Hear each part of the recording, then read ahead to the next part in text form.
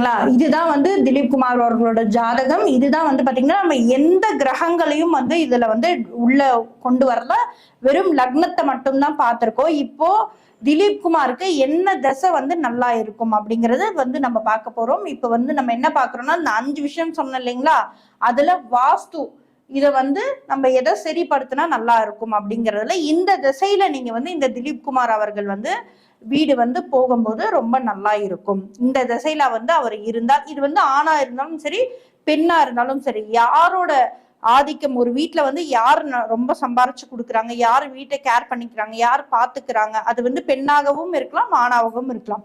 அவங்களுக்கு வந்து பாத்தீங்கன்னா இந்த அஷ்டவர்க்க பரல்ல இந்த இதை வந்து நோட் பண்ணிக்கோங்க.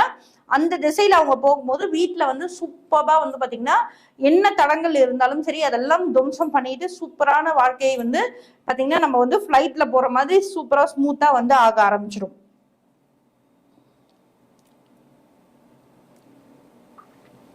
ஓகேங்களா? சோ இவரோடது வந்து பாத்தீங்கன்னா இந்த லக்னத்துல இருந்து 1 2 3 4 இதை நோட் பண்ணிக்கோங்க. அப்ப எவ்வளவு இருக்கு? 30 25 33 அகைன் 33. அப்புறம் திருப்பியும் 1 2 3 4 29 33 22 22 அகைன் 1 2 3 4. இங்க ரெண்டாவது எவ்வளவு இருக்கு? 31 26 27 26. இப்ப இந்த கூட்டு நம்பரை வந்து எது வந்து அதிகமா வருது அப்படிங்கறத நம்ம வந்து பாத்துக்கணும்.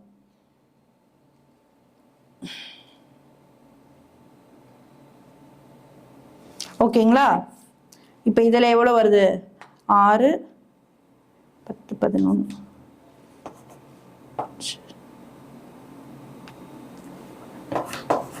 ஃபர்ஸ்ட் இதுல இவருக்கு எவ்வளவு வருது? 121. ரெண்டாவது இது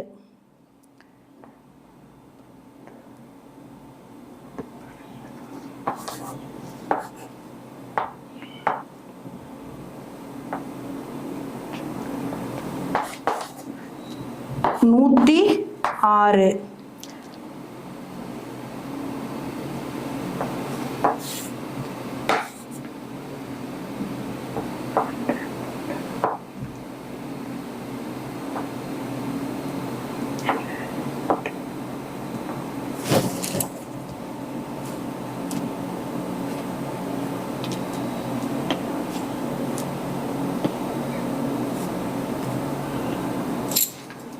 நூற்றி 10. ஓகேங்களா? ஃபர்ஸ்ட் என்ன இருக்கு? இந்த ஃபர்ஸ்ட் செட் என்ன இருக்கு? 121. ரெண்டாவது செட் 106 110. அப்ப இவருக்கு எது கரெக்டா இருக்கு? இவருக்கு இதுதான் அதிகமா இருக்கு லக்னத்துல இருந்து இந்த திசைகள். ஓகேங்களா?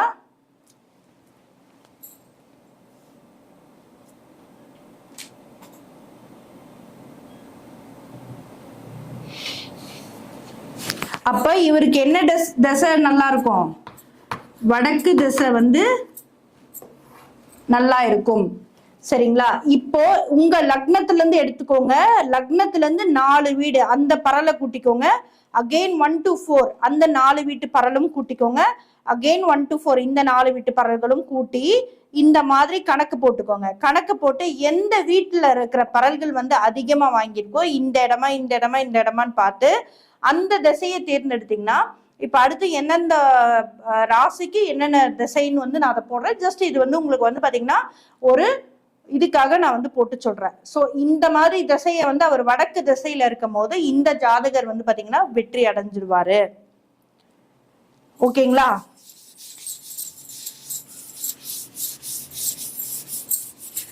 சோ இதை நோட் பண்ணிக்கோங்க. நான் உங்களுக்கு என்னென்ன திசை அப்படிங்கிறத சொல்றேன்.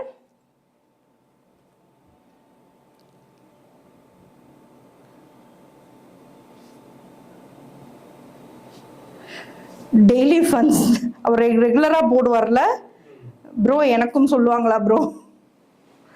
ஓகே.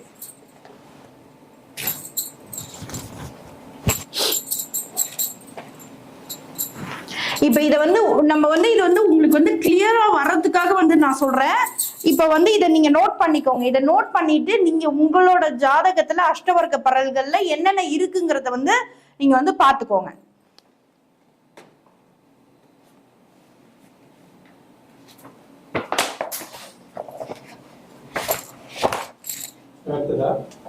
இல்ல இல்ல அதேதான், அவ்வளவுதான். முடிஞ்சிருச்சு ஆல்மோஸ்ட்.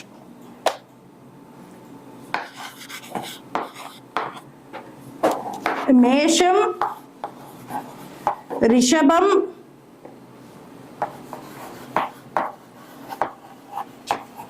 மிதுனம், இந்த வீட்ல வந்து பாத்தீங்கன்னா உங்களுக்கு அதிக பரல்கள் இருக்குன்னா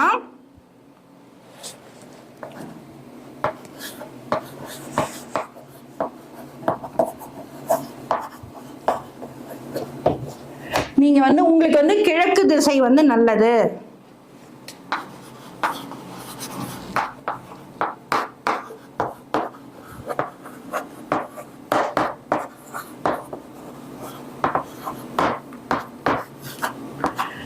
ரிஷபம், மிதுனம், கடகம் இந்த மூணுத்துல வந்து பாத்தீங்கன்னா உங்களுக்கு அதிக பரல்கள் இருக்குதுன்னா உங்களுக்கு தென்கிழக்கு நல்லது.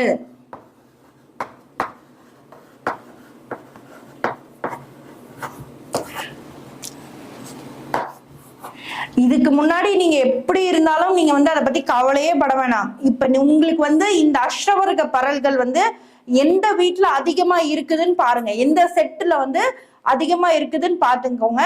அந்த செட்ல இருக்கிற திசைய வந்து நீங்க உங்க வீடு மாத்தும் போது உங்க வாஸ்து என்ன தோஷங்கள் உங்க வீட்டுல வந்து பாத்தீங்கன்னா எல்லாரும் வந்து நல்லா கிளியரான ஒரு 100% வாஸ்துவே இல்லைன்னு கூட ஒரு விஷயம் இருக்கு. ஸோ என்ன தோஷங்கள் இருந்தாலும் உங்க ஜாதகம் வந்து அதுக்கு வந்து சப்போர்ட் பண்ணும்.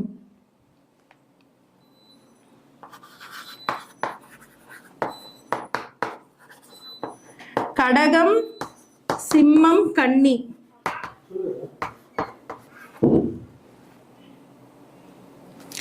இவங்க வந்து பாத்தீங்கன்னா தெற்கு திசை.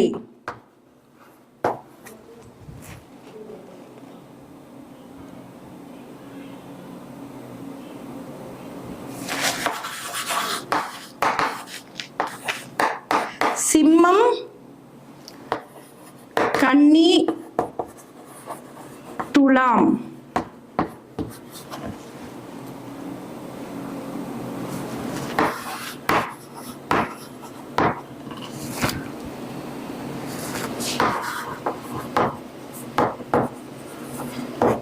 இதை வந்து நோட் பண்ணி வச்சுக்கோங்க.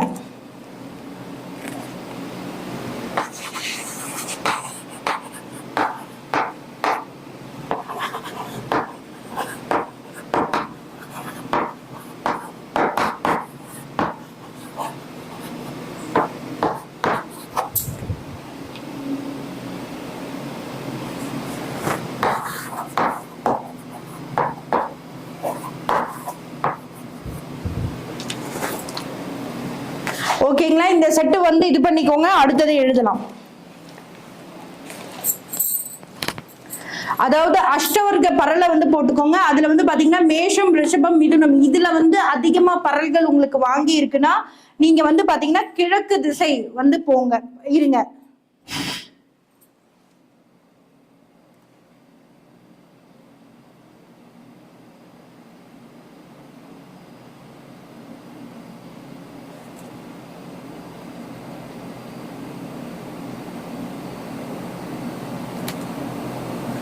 தெரியுதுங்களா? போர்டு கிளியரா தெரியுதா?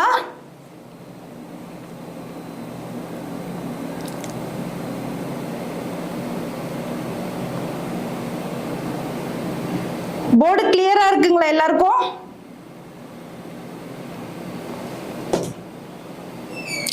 போர்டு கிளியரா இருக்கான்னு பாருங்க.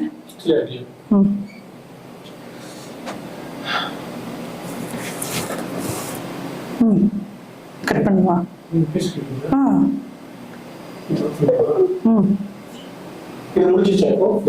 இது இன்னும் ஒரு நீங்க எவ்வளவு நேரத்துல வருவீங்க? நான் எப்படி கட் பண்ணோம்னா எப்படி கட் பண்ணோம்?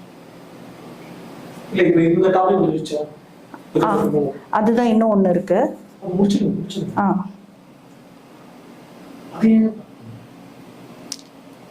இல்ல நான் எனக்கு தெரியல லைவ் நான் பார்த்தேன்.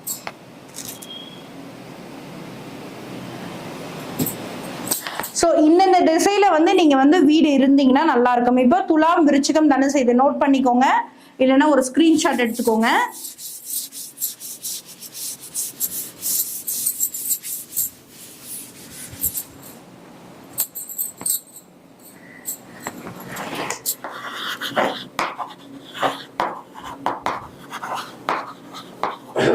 விருச்சிகம், தனுசு, மகரம்,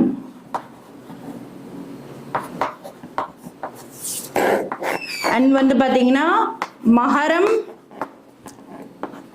கும்பம், சாரி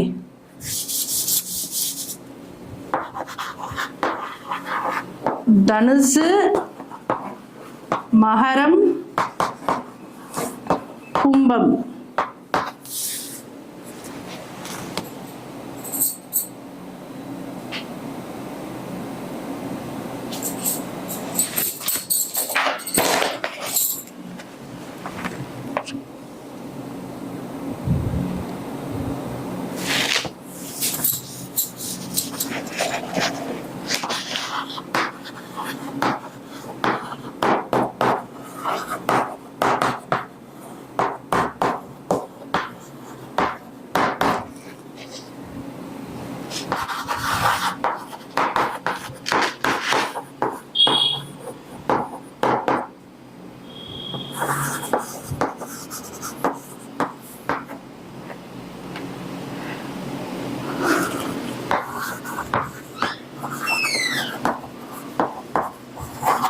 இவங்க பாத்தீங்கன்னா வடமேற்கு, விருச்சிகம், தனுசு, மகரம் வந்து பாத்தீங்கன்னா வடமேற்கு, மகரம், கும்பம், மீனம் இவங்க பாத்தீங்கன்னா வடக்கு, அண்ட் வந்து பாத்தீங்கன்னா கும்பம், மீனம், மேஷம் பாத்தீங்கன்னா வடகிழக்கு. ஓகேங்களா? சோ இந்த இதுல வந்து பாத்தீங்கன்னா உங்களுக்கு அஷ்டவர்க்க பரல்கள் வந்து எதுல அதிகமா இருக்கோ இதை வந்து நோட் பண்ணிக்கோங்க. இந்த திசையில வந்து பாத்தீங்கன்னா உங்க வீடு வந்து நீங்க மாற்றி அமைக்கும் பொழுது நிச்சயமா ஜாதகத்துல எந்த தோஷங்கள் இருந்தாலும் அது நிவர்த்தி ஆகி உங்க லைஃப்ல வந்து பாத்தீங்கன்னா நிறைய சக்சஸ் ரேட்ஸ் வந்து பாத்தீங்கன்னா வீடு வாங்கணும், என்ன விஷயங்கள் இருந்தாலும் சரி நீங்க நினைச்சது வந்து நடக்கக்கூடிய தன்மை வந்து பாத்தீங்கன்னா உங்களோட ஜாதகத்தோட அமைப்பு இருக்கிற இடத்துலதான் வந்து பாத்தீங்கன்னா இருக்கும். ஸோ உங்களோட ஜாதகத்துல எங்க பிளஸ் இருக்கோ அந்த இடத்துல உங்க வீடு அமைக்கும் போது மற்ற எந்த தோஷங்கள் இருந்தாலும் அதை தாண்டி நீங்க வரலாம். அழிச்சிடவா? கட் பண்ணிடுங்க.